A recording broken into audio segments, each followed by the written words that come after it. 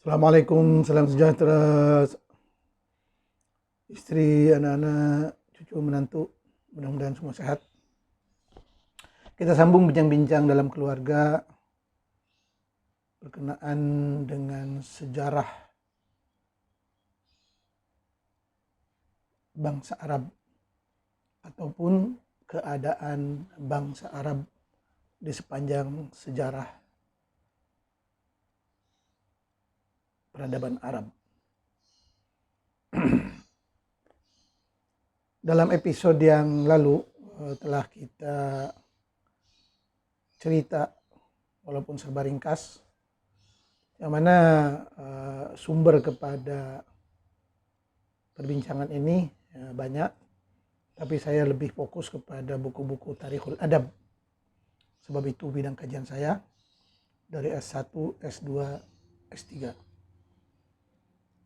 Kajian bahasa dan sastra Arab, kajian Arab dan tamadun Islam, S2, kajian Arab dan tamadun Islam, S3. Jadi semuanya berkaitan dengan sejarah Arab dan Islam. Dan oleh karena kita bangsa Indonesia, bangsa Melayu yang mayoritas Islam, yang mayoritas Muslim, mesti mengenal sejarah budaya Arab, budaya Islam dengan lebih detail. Sebab Islam lahir dari environment, lingkungan, budaya Arab. Mari kita semak ayat-ayat ini. Wa ma arsalna min rasulin illa bilisani qaumihi. Allah tidak mengutus rasul kepada suatu kaum melainkan dengan bahasa kaumnya. Nabi Muhammad diutus kepada Quraisy, Arab Quraisy. Dalam banyak-banyak kabilah di semenanjung Arab yang disebut hanya Quraisy. Li'ilafi Quraisyin ilafi min hatta syi'u shaib falyabudu rabb hadzal bait. Jelas, hanya Quraisy. Jadi Quran ini dokumen awal yang sangat penting dan sumber rujukan Islam yang utama. Tapi Quran juga multi tafsir, multi terjemahan. Jadi kata para ulama, Al-Qur'anu mayyitun yuhyihir rijal. Quran itu mati dan dihidupkan, diterjemahkan, ditafsir, diberikan syarahan begitu begini oleh para ilmuwan. Jadi kalau Quran hanya dibaca, tidak dipahami, ianya mati. Tapi Quran ditafsir, diterjemah, disyarah, ditadabbur, baru ia akan hidup. Jadi wa ma arsalna min rasulin illa bilisani qaumihi. Allah tidak mengutus rasul kepada suatu kaum melainkan dengan bahasanya. Allah mengutus Nabi Muhammad kepada Quraisy, Umayyah. Hanya kabilah Quraisy. Adakah Mesir Quraisy? Tidak. Adakah Yaman Quraisy? Tidak. Adakah Urdun Quraisy? Tidak. Adakah Sudan Quraisy? Tidak. Adakah Irak lain-lain Quraisy? Tidak. Hanya Quraisy Umayyah saja. Oleh itu dalam surah Yasin pun disebut litunzira qauman ma unzira aba'uhum fahum ghafilun. Rasul diutus untuk kaum yang tidak pernah ada rasul. Terus apa? Laqad haqqal qawlu 'ala aktsarihim fahum la yu'minun. Majority Quraisy menolak dakwah ini, menolak Islam. Yang masuk Islam hanya orang-orang lemah, dhaif, hamba, abdi, kuli. Mereka menuntut kesamaan, kesamarataan dengan pembesar-pembesar Quraisy yang kebanyakannya bangsawan, jutawan, sudagar, orang-orang kaya. Jadi memang dari dulu agama ini hanya menjadi penghibur kepada orang miskin, orang lemah, bahkan orang yang tidak berakal. Dari cerita itu, laqad haqqal qawlu 'ala aktsarihim fahum la yu'minun. Bahkan pembesar-pembesar Quraisy yang paling akhir masuk Islam karena kepentingan-kepentingan tertentu, dan mereka dipanggil sebagai at-tulaqa, orang-orang yang dibebaskan. Seperti kata Nabi, man dakhala bait Abi Sufyan huwa amin. Waktu pembukaan Mekah, kalau masuk rumah Abu Sufyan, maka amanlah dia. Cerita begitu panjang. Jadi, tiada Islam tanpa Arab. La Islama bila Arab. Al-Arabiyyat wal Islam wajhani li ummatin wahidah. Arab dengan Islam itu bagaikan roh dan jasad. Tidak bisa dipisah. Makanya, kalau mau jadi muslim, wajib menguasai bahasa Arab. Muslim tanpa bahasa Arab bagaikan raga tanpa nyawa. Zumbi.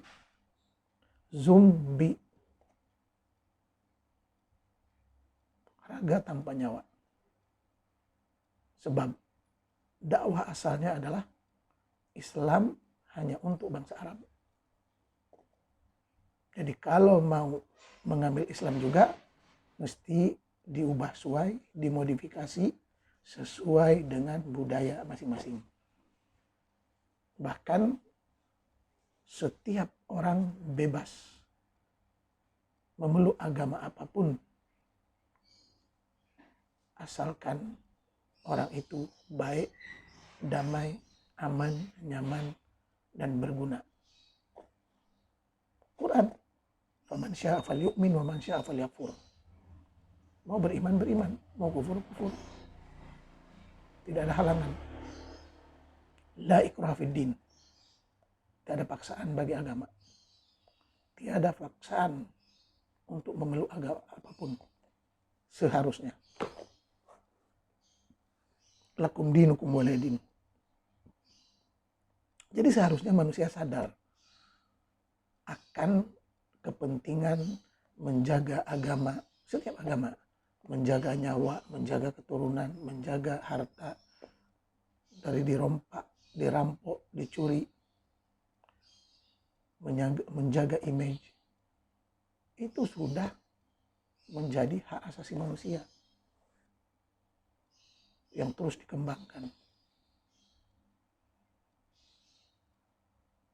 Jadi kalau kita lihat kepada perjalanan bangsa Arab di era jahiliyah, mereka begitu bebas. Masuk kepada era Nabi Muhammad, mula berlaku kekacauan, peperangan.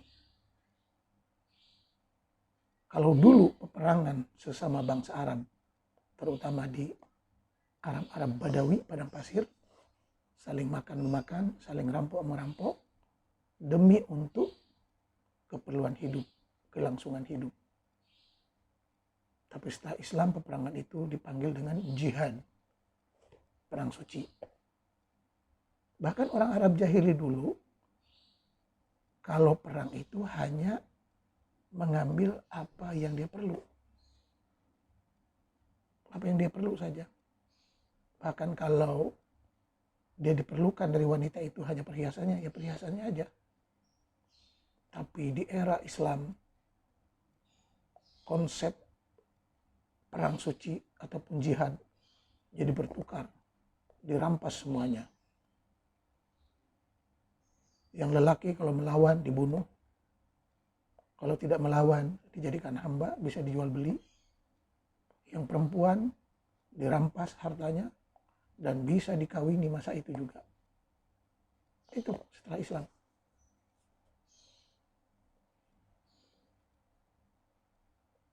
Dan cerita ini di dalam sejarah Tabari, Ibnu Katsir, Ibnu Atsir tertulis jelas.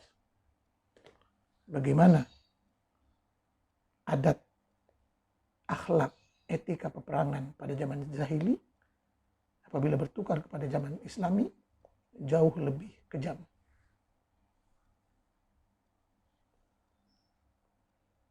Kemudian dari aspek sastra, di zaman jahili mempunyai berbagai penyair, pemidato yang bebas mengarang puisi apa saja.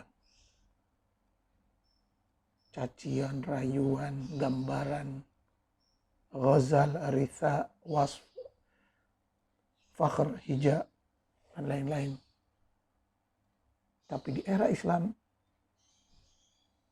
semua tema-tema, tajuk-tajuk yang pada zaman jahili terbuka begitu hebat, di zaman Islam hanya fokus kepada memuji Allah, memuji Rasul, memuji Islam. Oleh sebab itu, datangnya Islam tidak banyak membantu kepada pembangunan peradaban, pembangunan sastra, pembangunan bahasa. Bahkan istilah-istilah bahasa yang dulu zaman jahiliyah cukup banyak, terbuka, luas, pada era Islam semakin dipersempit, diperketat hanya untuk istilah-istilah tertentu. Sholat, zakat, puasa, haji, hanya tertentu. Haji kalau mengikut Quran asal, wa'adzin fin nasi bil haji. Serulah semua orang untuk pergi haji. Muslim bukan muslim, agama apapun, silakan haji. Itu mengikut Quran. Tapi setelah datang Islam, tidak, haji hanya untuk orang Islam. Bahkan maksud orang Islam di situ adalah hanya untuk orang Arab.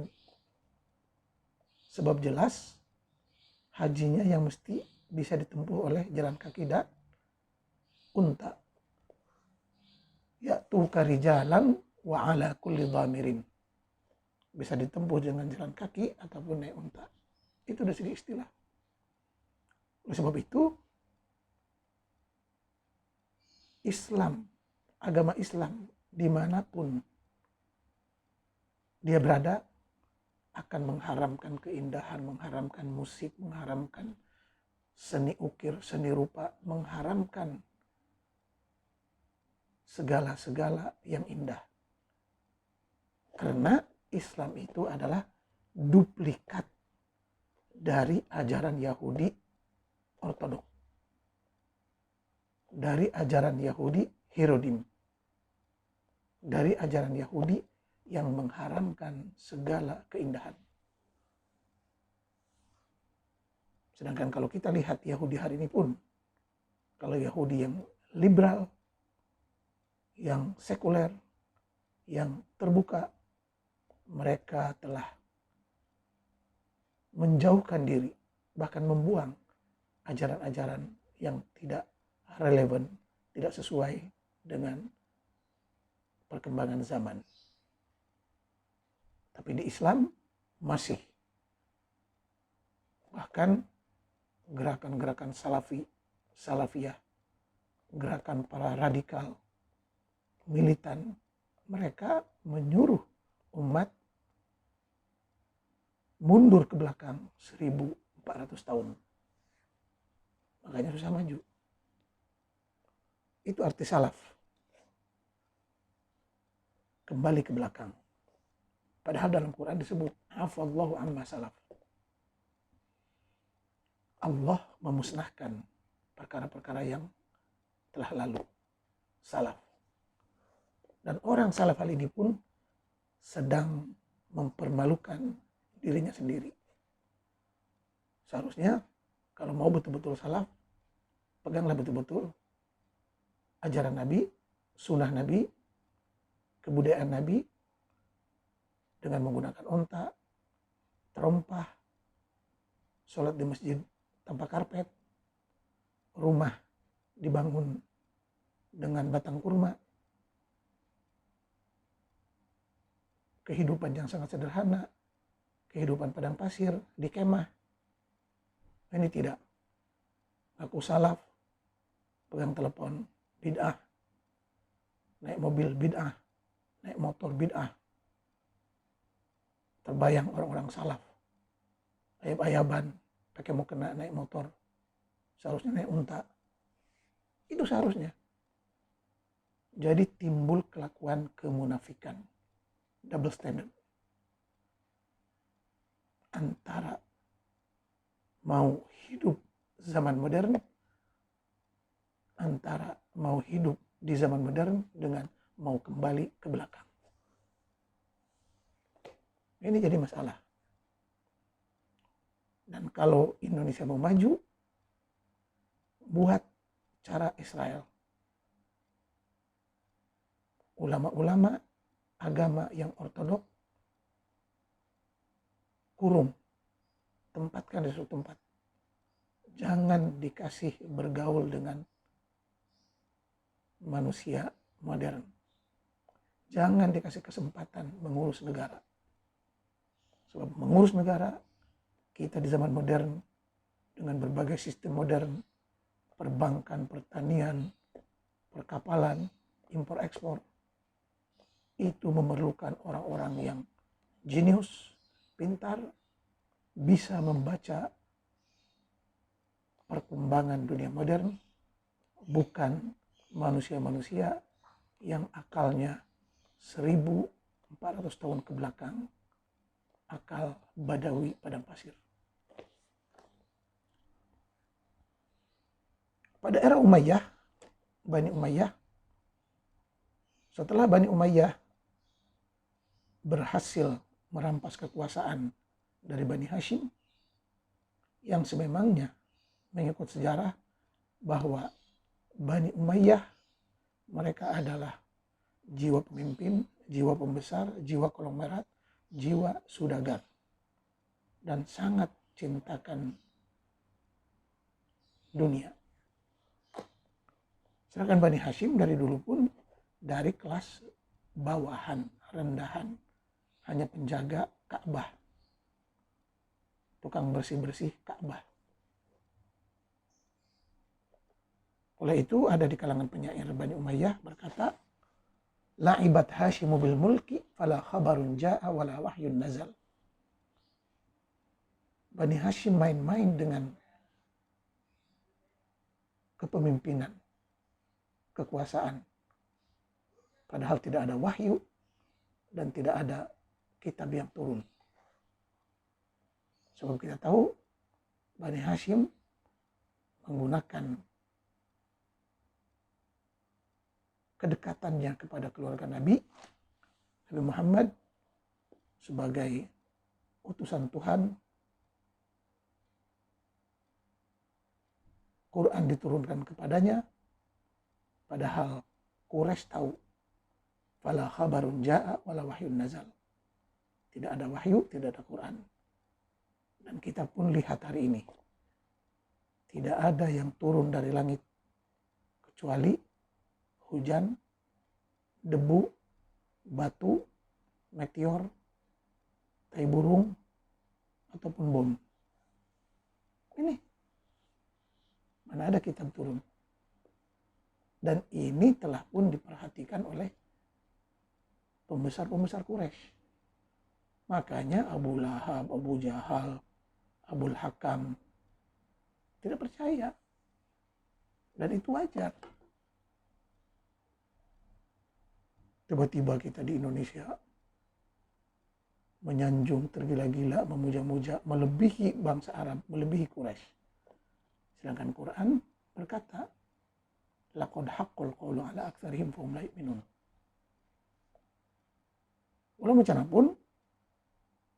Walau bagaimanapun, Bani Umayyah mengambil kesempatan dari lakunya Islam dan mula diterimanya Islam oleh beberapa kelompok kaum dan kabilah, maka dijadikan Islam sebagai alat untuk menjajah. Sebab Bani Umayyah berkata, Islam itu untuk Quraisy dan kamilah Quraisy Umayyah. Dan sememangnya Quraisy yang asli itu adalah Bani Umayyah. Mana sekarang Bani Umayyah? Dan Bani Umayyah dalam lebih kurang 90 tahun, mereka berhasil mengembalikan budaya Arab, mentalitas Arab, jati diri Arab, semuanya Arab. Bahkan dalam bidang puisi dan prosa pun coba dikembalikan roh-roh Arab jahiliyah, dihidupkan kembali pada era Umawi. Dan pada era Umawi melarang keras siapa saja bercakap tentang Islam. Oleh itu pada era Umawi tidak ada fikih, tidak ada tafsir, tidak ada tafsiran Quran, tidak ada huraian Quran, tidak ada huraian hadis yang macam-macam. Mereka hanya ingin menyebarkan kekuasaan bangsa Arab. Sedangkan agama sebagian dari budaya yang disesuaikan dengan budaya Arab. Maka selama 90 tahun penulisan Islam, karya Islam, kajian Islam, apa-apa tentang Islam tidak berlaku di zaman Umayyah. Mereka hanya ingin berkuasa, menyebarkan kekuasaan, mendapat ghanimah, rampasan perang, upeti, cukai, mendapat harta sebanyak-banyaknya, mendapat hamba, abdi, budak sebanyak-banyaknya, memperjualbelikan manusia, terutama di Damaskus, Damsyik. Oleh sebab itu kalau kita perhatikan hari ini, Irak dan Damsyik terus dilanda bencana, musibah, disaster. Sebab kedua-dua negeri itu berpuluh-puluh tahun menjadi pusat pengumpulan harta, pusat pengumpulan harta rampasan, pusat pemerasan, pusat pengumpulan hasil pemerasan dari bangsa-bangsa yang dijajah, dari dunia-dunia yang dijajah pada waktu itu.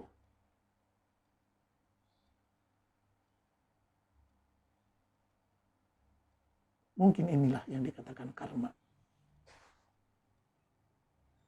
Syam, Syria, Lubnan, Palestina,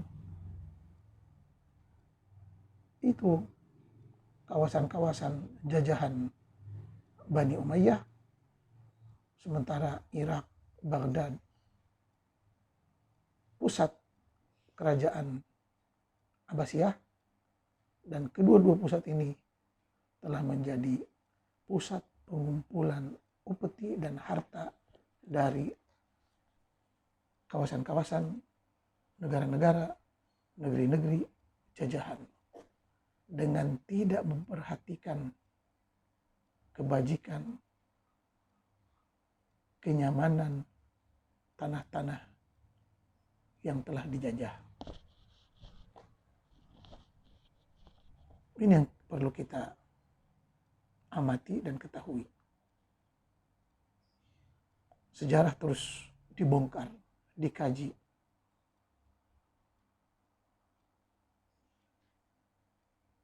Jadi pada era Umawi, hanya bangsa Arab yang mempunyai keistimewaan, privilege.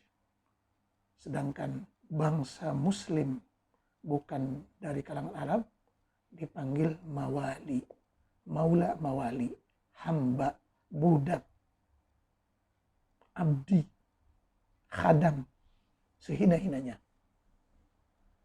Itu dari zaman Bani Umayyah. Makanya bangsa Arab melihat kepada bangsa bukan Arab itu dengan dua istilah ataupun tiga. Satu sebagai ajam, bangsa beku, ajam, tidak bergerak seperti benda yang mati.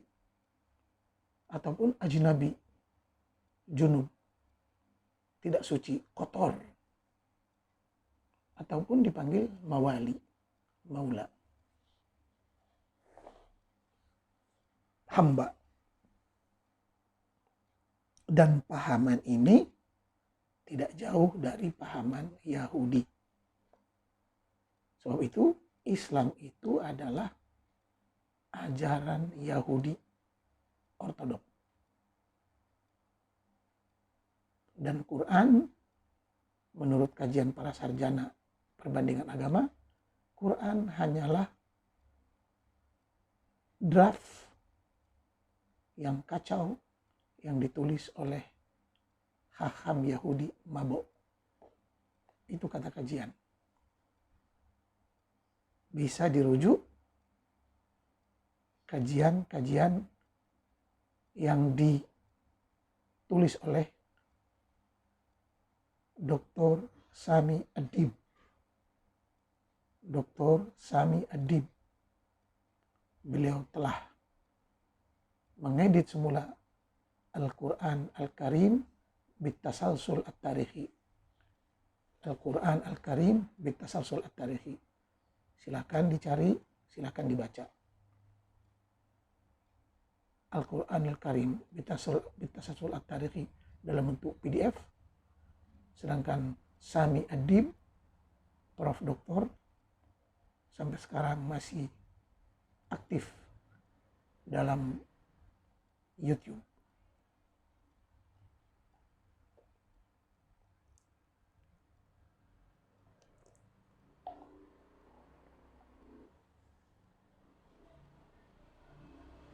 Jadi ini perjalanan bangsa Arab dari bangsa primitif masuk ke era Islam, yang mana Nabi Muhammad coba menyatukan bangsa Arab yang berpecah, berperang itu kepada satu identitas, kepada satu identiti Islam. Jadi Islam itu sebenarnya satu wadah baru untuk menyatukan bangsa Arab. Tapi malangnya wadah ini makin membesar, dan masuklah di dalamnya berbagai bangsa, berbagai bahasa, berbagai budaya, berbagai aliran, terutama pada zaman Abbasiyah. Maka Islam yang seharusnya identik dengan Arab, hanya milik Arab, terutama Quraisy, tidak lagi begitu. Semua yang masuk Islam mengklaim dirinya sebagai Muslim sejati. Dan hari ini dunia menyaksikan, dunia tahu, dunia sedang menghukum bangsa Arab dan bangsa Islam. Dan di mana-mana bangsa Arab dan bangsa Islam itu menjadi sinonim. Bangsa penjajah, bangsa barbar, bangsa penyebar kebencian, bangsa yang tidak pernah bersatu, selalu buat onar, selalu buat kacau.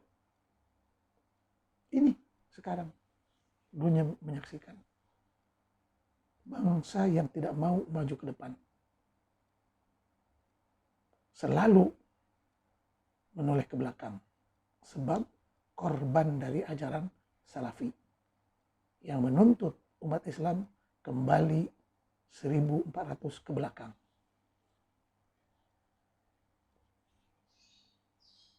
Jadi di era Umawi jelas Islam hanya untuk bangsa Arab Quraisy.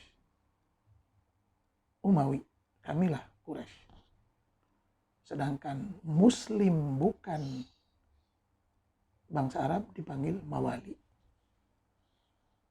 Ini menimbulkan gerakan baru, yaitu gerakan Syu'ubiyah, perkauman. Jadi bangsa-bangsa Mawali, Muslim yang bukan Arab, merasa terhina, tertindas, dan mereka bekerja sama dengan Bani Hashim, Alawiyun, Syiah, plus Abbasiyun bekerja sama untuk menjatuhkan Bani Umayyah. Dan akhirnya berhasil sebab kekuatan bangsa Muslim bukan di kalangan Arab, dari bangsa Parsi, dari bangsa Afrika, dari bangsa Turki, ditambah lagi dengan keturunan Abbasiyah, keturunan Alawiyah, keturunan Zubairiyah. Semua kekuatan ini berkumpul untuk menjatuhkan Bani Umayyah dan berhasil.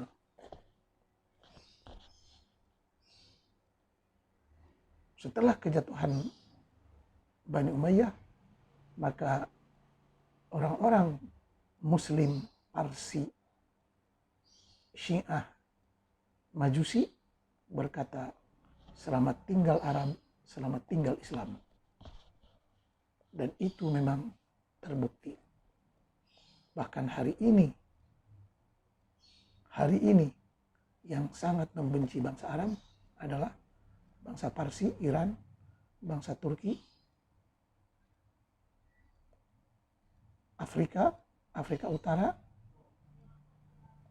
terutama kaum Amazigh Afrika Utara, yang mana penyebaran Islam ke seluruh dunia coba membuat gerakan Arabisasi, pengaraban.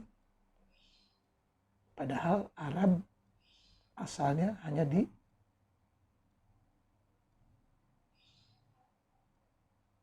Jazirah Arabiyah.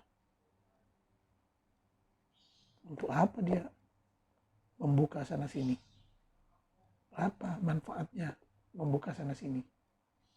Bani Umayyah tidak memperhitungkan kesan dan implikasi kepada penjajahan yang brutal, pembukaan yang brutal,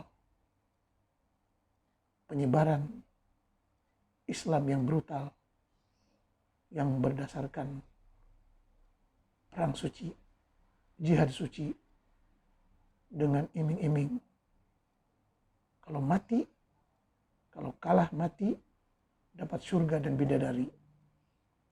Kalau menang, dapat harta dan wanita.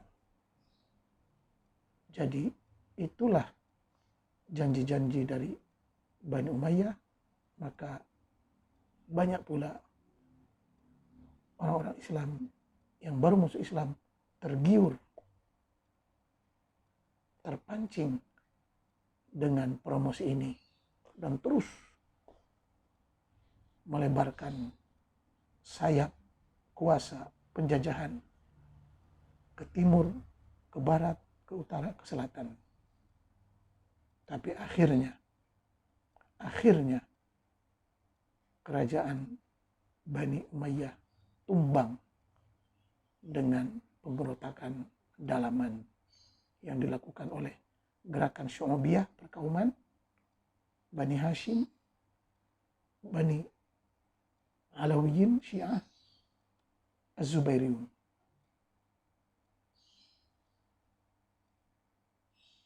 Maka setelah bangsa Arab berkuasa penuh pada era Bani Umayyah, setelah kejatuhan Bani Umayyah, mula kekuasaan dimainkan oleh kaum-kaum Parsi yang telah lama menyimpan dendam terhadap bangsa Arab. Jadi kaum Parsi ini terus bermain dalam semua bidang, sehingga penulisan Al-Quran, penulisan hadis, terjemahan Quran, terjemahan hadis, tafsir Quran, syarahan hadis berlaku secara besar-besaran pada era Abbasi yang dilakukan oleh ulama-ulama Parsi, Iran, Syiah, Majusi. Bahkan dapat disimpulkan Islam yang ada pada hari ini adalah Islam produk Muslim, Parsi, Majusi, Iran.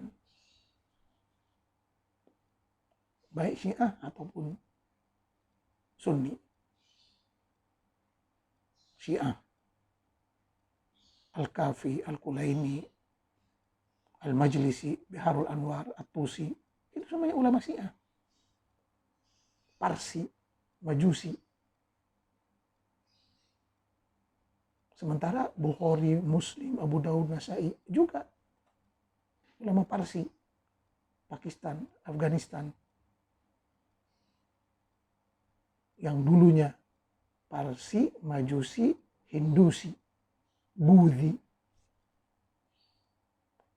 Oleh sebab itu banyak cerita yang aneh-aneh dalam hadis Bukhari. Bahkan banyak hadis yang memburuk-burukkan, menjelek-jelekkan Nabi Muhammad yang ditulis oleh Al-Bukhari. Sehingga Al-Bukhari sendiri di akhir hayatnya diusir dari kampungnya sebab membawa ajaran-ajaran yang aneh dan mati dalam pengusiran. Jadi agama Islam dengan berbagai aliran, berbagai budaya, berbagai pemahaman, berbagai keyakinan subur tumbuh di zaman Abbasi yang dikuasai oleh bangsa Parsi dan Turki. Semuanya subur tumbuh pada era Abbasi yang dikuasai oleh bangsa Parsi dan bangsa Turki. Yang semuanya berpusat di Iran, Afghanistan, Pakistan. Sampai hari ini. Kita lihat yang gila mencium Ka'bah, mencium batu. Kebanyakannya Iran, Parsi, Afghanistan, Hindu, Pakistan.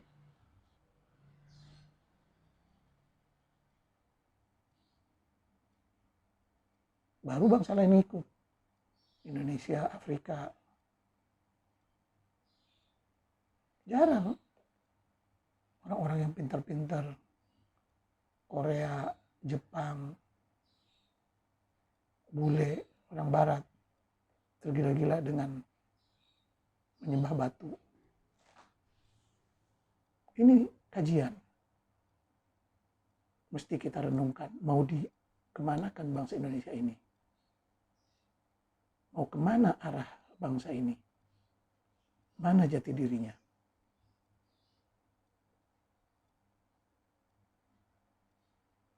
Jadi Bani Umayyah tidak membuat perhitungan yang jelas dalam menyebarkan kekuasaan. Yang akhirnya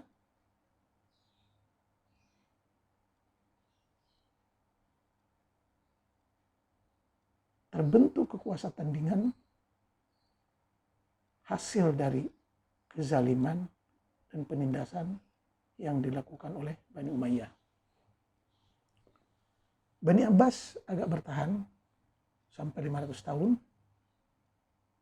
Tapi begitu bertahannya Bani Abbas karena masih bisa bekerja sama dengan bangsa-bangsa yang lebih besar.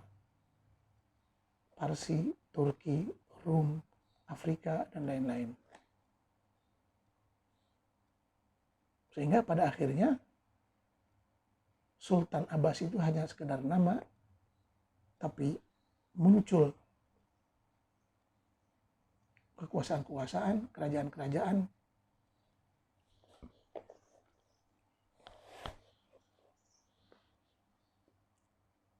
yang diperintah oleh bukan bangsa Arab, tapi menjadikan Islam sebagai agama resmi dan menjadikan bahasa Arab sebagai bahasa resmi. Dan disitulah ada nilai kebaikannya dalam pengembangan ilmu pengetahuan dan kebudayaan. Tapi ya itu tadi, ilmu pengetahuan dan peradaban yang ditulis adalah berbasis berasaskan kepada sejarah budaya Parsi Majusi yang dipengaruhi oleh ajaran Zarathustra dan ajaran Hindu-Buddha. Maka lahirlah tasawuf, kebatinan, renungan, filsafat. Sebab pada era Abbasi, penulisan, terjemahan, penelitian terus digiatkan, rancak, hidup. Dan para ulama mempunyai kebebasan menerjemah, membaca, buku-buku bangsa lain dan dialih bahasakan ke dalam bahasa Arab. Maka bahasa Arab kali ini bukan hanya fokus kepada budaya Arab, tapi bahasa Arab kali ini telah menjadi bahasa multicultural, multi budaya, multi peradaban. Bahkan pada era Sibaweh, pada era Al-Khalil bin Ahmad, ketika para ulama Nahwu dan Shorof sedang berbincang tentang Nahwu, Shorof, dan Balaghah, ada orang Arab asli datang dari Badawi dan mendengarkan perbahasan itu. Si Badawi Arab ini berkata, kalian ngomong dalam bahasa Arab, tapi saya tidak paham apa yang kalian obrolkan. Itu Badawi asli. Kalian ngomong dalam bahasa Arab, tapi saya tidak paham apa yang sedang kalian bincangkan. Di situ pun sudah berlaku perbedaan bahasa antara bahasa Tulen dengan bahasa yang digunakan di era Abbasiyah. Bayangkan. Itu sebabnya semua budaya, semua bahasa, semua agama, kalau yang sehat itu yang terus berubah. Sedangkan pahaman salaf memaksa supaya umat tidak berubah. Kembali 1400 ke belakang. Jangan ada perubahan. Padahal setiap budaya ada tempo berlakunya. Ada masa kedaluarsanya. Kalau dipaksakan juga, ia akan menjadi racun dan menjadi bencana dalam kehidupan. Sebab hidup perlu berubah.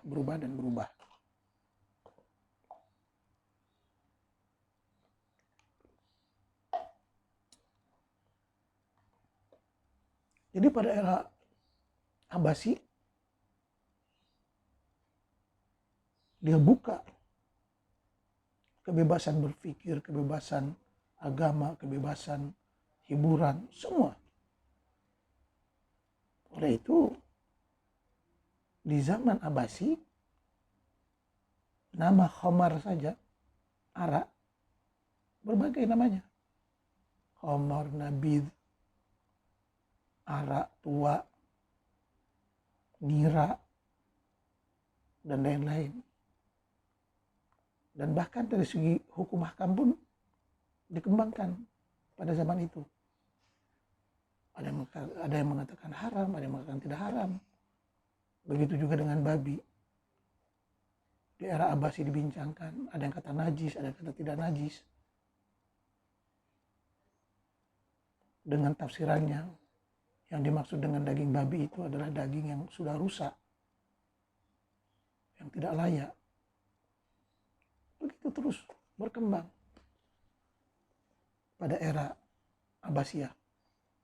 Belum lagi dengan pemikiran, falsafah, tasawuf, kebatinan itu ini. Bebas. Yang penting manusia itu jelas karyanya, jelas sumbangannya, jelas peranannya dalam membangunkan negara negara Abbasiyah yang terbentang luas itu dalam berbagai sektor, dalam berbagai bidang. Oleh itu, kebebasan berpikir, kebebasan beraspirasi, kebebasan berpendapat menggalakkan rakyat untuk rajin bekerja, rajin berpikir, rajin berinovasi, rajin berbuat. Tapi kalau serba tidak boleh, haram, tekan, ya jadi bantut.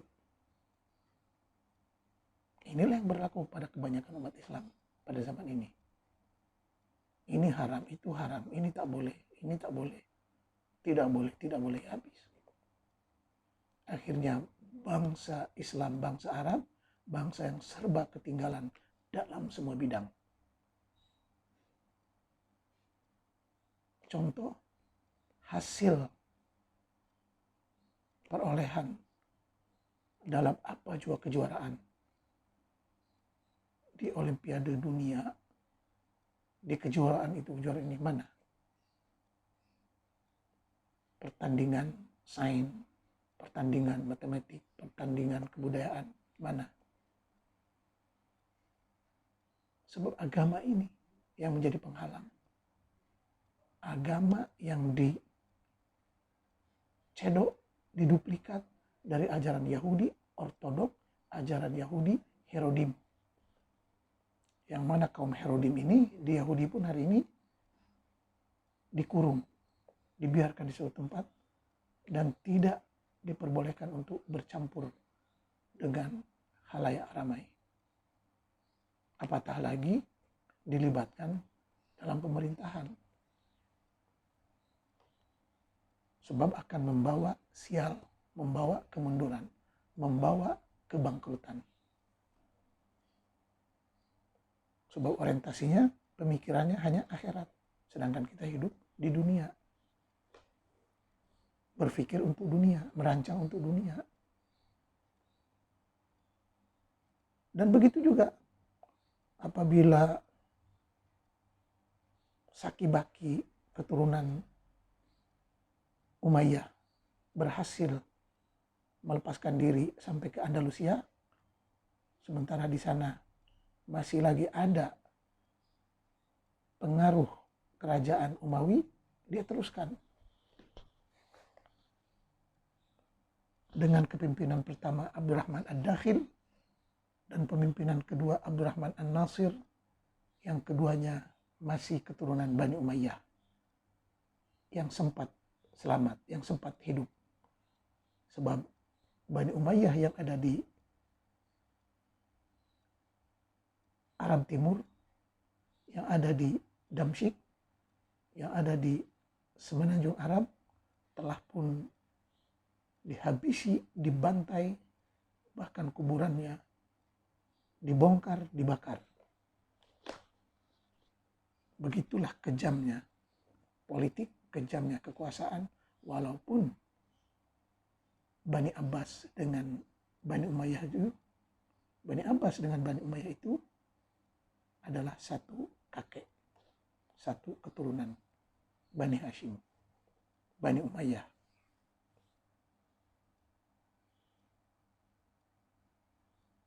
Kerajaan Islam Umawi di Andalus sempat bertahan lebih kurang 800 tahun, yang mana seperti biasa akhirnya perebutan kuasa, perpecahan negara berlaku di dalam kerajaan Andalus.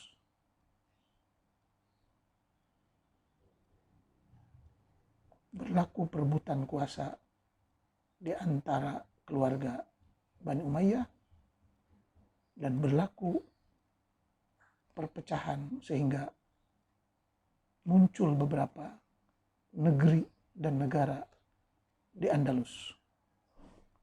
Ada kerajaan Al-Muwahhidun, Al-Murabitun, Yusuf bin Tashifin, dan lain-lain, yang pada akhirnya kerajaan Andalus lemah dan jatuh oleh serangan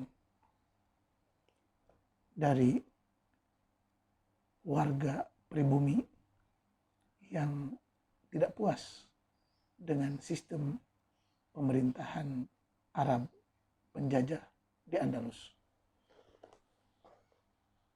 Akhirnya berlaku pembantaian bangsa Arab Muslim, antara mesti masuk Kristen ataupun diusir, yang mana dari pengusiran itu ada yang pura-pura menjadi Kristen, ada yang terus berhijrah ke mana? Ke Amerika Latin.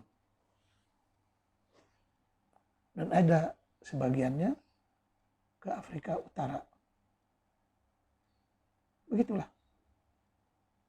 kehidupan bangsa Arab yang berpindah randah, mencari kekuasaan, mencari kenikmatan, mencari harta, dan jauh sekali untuk berdakwah.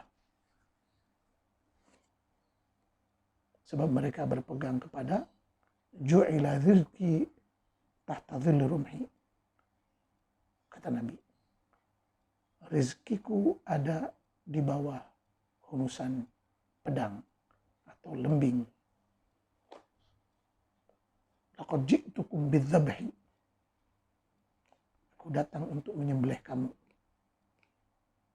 Umirtu an uqatilan nas hatta yashhadu. Aku disuruh untuk memerangi orang sehingga mereka mengucapkan syahadat, sholat, bayar zakat.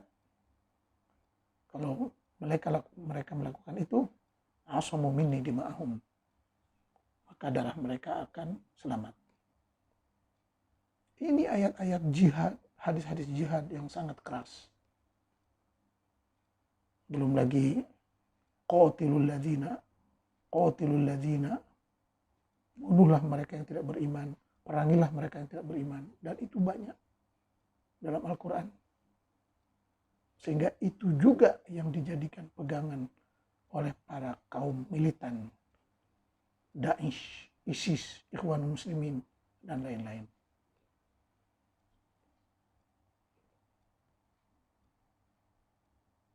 Yang anehnya kenapa bangsa Indonesia ikut-ikutan? Padahal dari awal sudah dijelaskan. Islam ini hanya untuk Quraisy. Quraisy itu Umayyah. Bahkan Bani Umayyah menganggap Muslim bukan dari kalangan mereka itu, bukan dari kalangan Arab, dipanggil ajam, ajnabi, maula, hamba. Kenapa kita mau diperhamba? Kenapa kita mau diperbudak? Ya itu tadi. Masih ada manusia-manusia yang rela diperbudak, yang rela dijajah, yang rela diperhamba. Jadi kalau mau maju negara ini, kalau mau maju bangsa ini, mesti ada marwah, harga diri, jati diri yang kuat. Balik kepada jati diri kita. Dari mana asal-usul kita? Islam hari ini telah beranak menjadi macam-macam bentuknya. Mungkin ribuan bentuknya. Sama seperti agama lain. Sebab itu adalah lumrah kehidupan. Kalau dalam perbedaan ini saling memaklumi, memaafkan, kita akan hidup aman, damai, harmoni.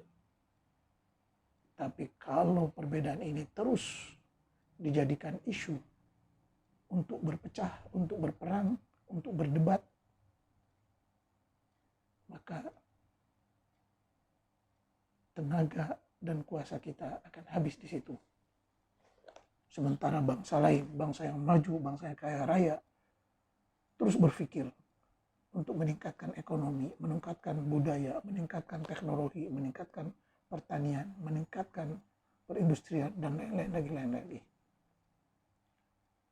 Oleh sebab itu, umat Arab dan Islam hari ini menjadi bahan olok-olok, bahan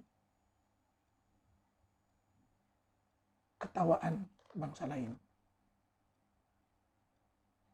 Bangsa Islam, bangsa Muslim, bangsa Arab hanya menjadi bangsa pengguna,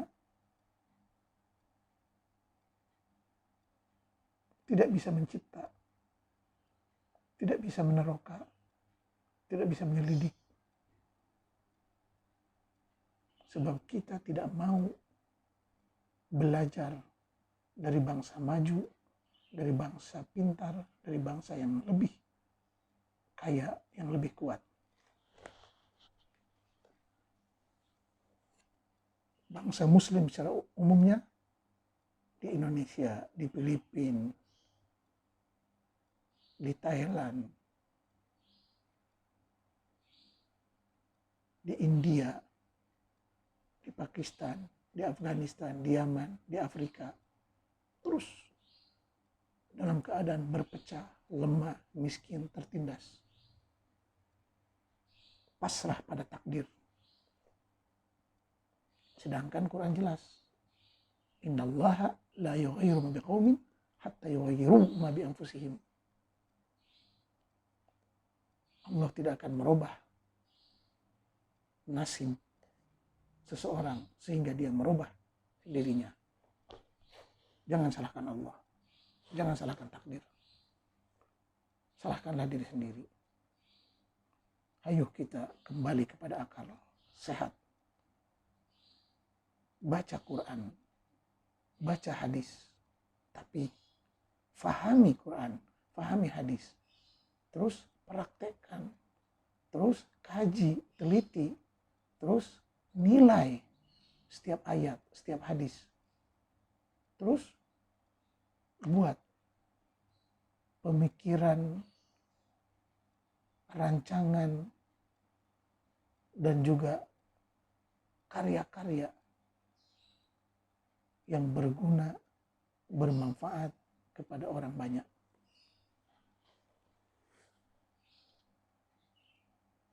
Sebab dalam Quran berkali-kali disebut, udkhulul jannata bima kuntum ta'malun.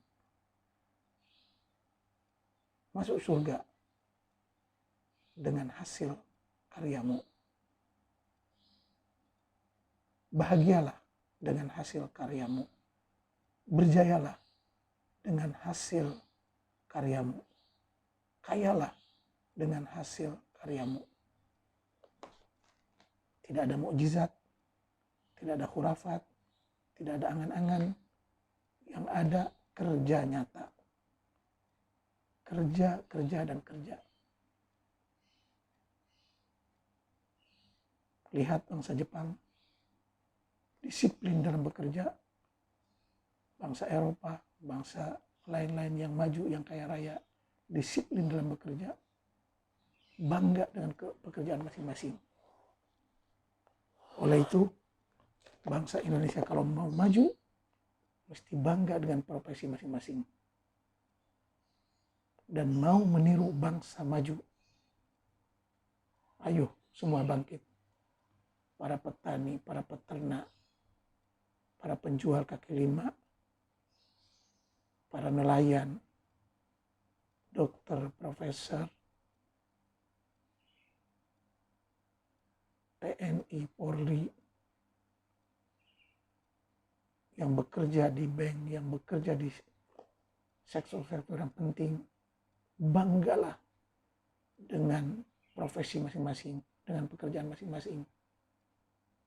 Semua ada peranannya, semua ada kepentingannya. Dan kita mesti menjunjung tinggi ilmu. Kita mesti mengidolakan orang-orang pintar. Kita mesti menyanjung orang-orang pintar. Contoh, Bill Gates, Mark Zuckerberg, Jack Ma, Elon Musk. Itu yang mesti kita ditiru. Bukan badawi-badawi yang datang dari padang pasir. Bukan badawi-badawi yang modal sorban gede. Bukan orang-orang yang modal sorban dan jubah putih. tapi akal kosong. Hanya penjual khurafat, dongeng yang tidak ada nilainya dalam kehidupan nyata. Ya tapi itu tadi, kalau masih ada manusia yang mau dibodohi, mau ditipu, mau dihina, maka orang abal-abal itu akan laku terus. Disinilah perlu pencerahan. Zaman sekarang semua sudah ada HP. Cari ilmu. Yang berilmu berkewajiban untuk mencerahkan. Yang tidak berilmu berkewajiban untuk mencari pencerahan. Ilmu hari ini ada di mana-mana. Tinggal cari dan cari. Gunakan akal sehat supaya menjadi bangsa yang berilmu, bangsa yang bermartabat, bangsa yang bermaruah, bangsa yang mempunyai harga diri. Jadilah tuan kepada diri sendiri. Dan jangan mau ditindas, diperhamba. Sekian, semoga bermanfaat.